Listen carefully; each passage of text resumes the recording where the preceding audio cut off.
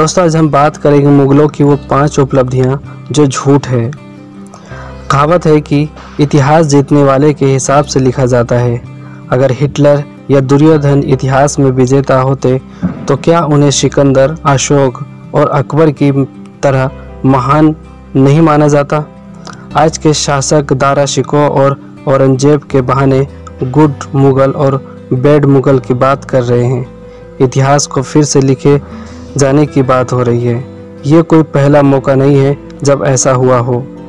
इससे पहले कम्युनिस्ट और उससे पहले अंग्रेज इतिहासकारों ने अपनी अपनी विचारधारा और सहूलियत के हिसाब से इतिहास को लिखा और उसकी व्याख्या की। बाबर ने जिस मुगल सल्तनत की नींव हिंदुस्तान में रखी, उससे यहाँ पर कई चीज़ें बदली। मुगलों ने कई चीज़ें दी, कुछ बाद में उनके नाम से जोड़ दी गई। चलिए इसी बहाने हम बात करेंगे उन मिथकों की जिनमें कहा जाता है कि मुगल नहीं होते तो ये नहीं होता, मुगल नहीं होते तो वो नहीं होता। वो नंबर 1, कहा जाता है कि बाबर हिंदुस्तान के प्रेम में था। बाबर ने अपनी डायरी तुजुक बाबरी में काफ़ी कुछ अच्छा और बुरा दोनों लिखा है। उसमें हिंदुस्तान के बारे में लिखा है, हिंदुस्तान दिलचस्प मुल्क है, यहाँ के लोग खूबसूरत नहीं हैं, सामाजिक ताना बाना भी बहुत समुद्र नहीं है, लोगों में शायरी करने का हुनर नहीं है, तमीज़ तहजीब और बड़ा दिल नहीं है, कला और शिल्प में सही अनुपात नहीं है, अच्छे घोड़े, मीट, अंगूर, तरबूज यहाँ नहीं होते, बाज़ारों में रोटी, अच्छा खाना या बर्फ़ नहीं मिलती है, गुसल खाने और मदरसे नहीं हैं।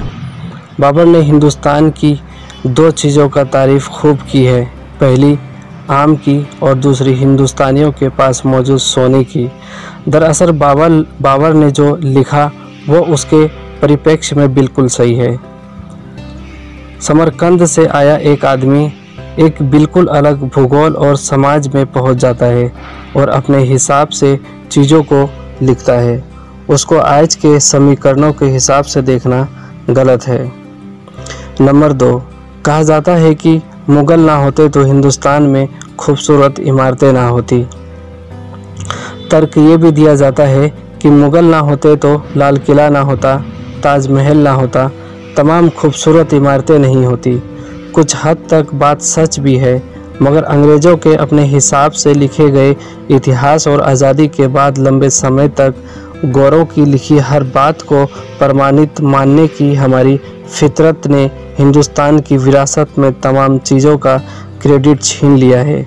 ताजमहल नहीं भी होता तो भी अजंता, एलोरा की गुफाएं, सांची का स्तूप, खजुराहो का मंदिर, दक्षिण के भव्य मंदिर, तंजौर की मूर्ति कला मौजूद होते, शहरशाही का ग्रेड ट्रक रोड और मकबरा होता, बीजापुर का गोल गुंबद होता, उड़ीसा के मंदिर होते, बहुत चीज़ें हैं। नंबर 3, कहा यह भी जाता है कि बाबर ना होता तो बिरयानी ना होती।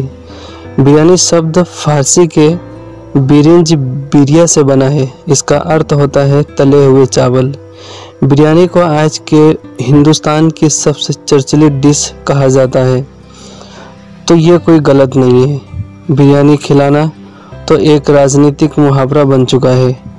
मुगल चिकन बिरयानी के नाम हिंदुस्तान भर में ठेले से लेकर 5 सितारा होटल तक कईयों की दुकानदारी चल रही है, मगर बिरयानी को मुगलों से जोड़ना गलत है।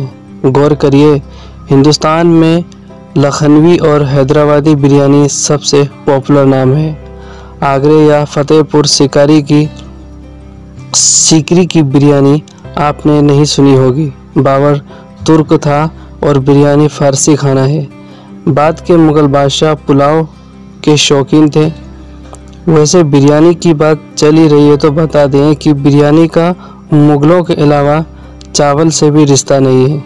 ईरान में रुमाली रोटी के संग रखे हुए मसालेदार भुने गोश्त के कॉम्बिनेशन को बिरयानी कहते हैं। यह कहना सही नहीं है कि आज मुग़ल खाने के नाम पर जो परोसा जा रहा है उनमें ज़्यादातर मुग़ल है ही नहीं। मुगलाई के नाम पर जो कबाब और निहारी हम खा रहे हैं वो मुग़ल सल्तनत के बाद के दौर में नवाबों और ज़मींदारों के यहाँ की ईजाद है। नंबर 4, गंगा जमुना तहजीब और उर्दू मुगल लाए, ऐसा कहा जाता है। लेकिन गंगा जमुना तहजीब का नाम आते ही अकबर का नाम जहन में आता है, मगर सूफीवाद, उर्दू और गंगा जमुना तहजीब जैसी चीज़ें हिंदुस्तान में बाबर के आने से पहले ही थी। अमीर खुसरो बाबर से कम 250 से 300 साल पहले ही आए और लिखकर उर्दू की शुरुआत कर चुके थे। निजामुद्दीन औलिया भी खुसरो के समकालीन थे, जिनकी मज़ार को आज भी साझा हिंदू मुस्लिम विरासत का प्रतीक माना जाता है। तो अकबर जिस हिंदू मुस्लिम एकता को बढ़ावा दे रहे थे, वो बादशाह सलामत की अपनी खोज नहीं थी। अकबर अपने से पहले मौजूद दरगाहों और मज़ारों की संस्कृति को बढ़ा रहे थे। नंबर 5, कहा यह भी जाता है कि मुग़ल पहले आए, यूरोपियन बाद में आए। वास्को डी गामा 1498 में हिंदुस्तान पहुंचा था, जबकि बाबर 1526 में हिंदुस्तान आया। तो इतिहास की इस धारणा को भूल जाइए कि मुग़ल पहले आए थे और यूरोपियन बाद में। इतिहासकारों के मुताबिक गुजरात जीतने वाला अकबर पुर्तगालियों की बेहतर नौसेना के चलते गोवा की तरफ से नहीं गया था। यहाँ तक कि उसने कुछ जगहों पर पुर्तगालियों से समझौते भी किए थे। तो फिर मुग़लों ने आखिर दिया क्या? अगर कोई इस बात पर खुश हो कि मुग़लों की हिंदुस्तान में कोई ख़ास विरासत नहीं है, तो ये गलतफहमी है। अगर गौर करें तो देखेंगे कि हिंदुस्तान में अंग्रेज़ों की बनाई हुई ज़्यादातर इमारतें लाल रंग की होती है। तो कुल मिलाकर बात यह है कि इतिहास को लिखते समय हर बार लिखने वाला जाने अनजाने अपने समय और सोच के हिसाब से मिलावट कर देता है। कल्पनाएं सच बन जाती है और सच हास्यास्पद मिथक लगने लगता है। पढ़ने वालों को चाहिए कि इतिहास को इतिहास ही रहने दें, हास्य की इति ना बना दें।